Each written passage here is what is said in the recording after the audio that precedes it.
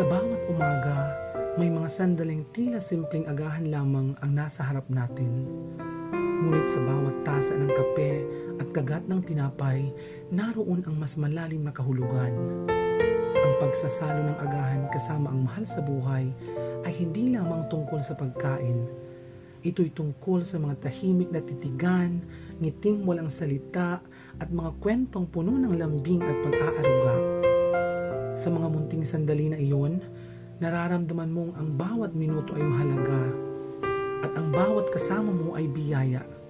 Ang init ng pagkain ay pinapalitan ng init ng pagmamahal.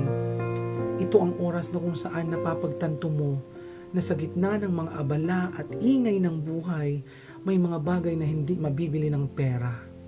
Ang oras na inilalaan sa mga taong mahalaga sa iyo.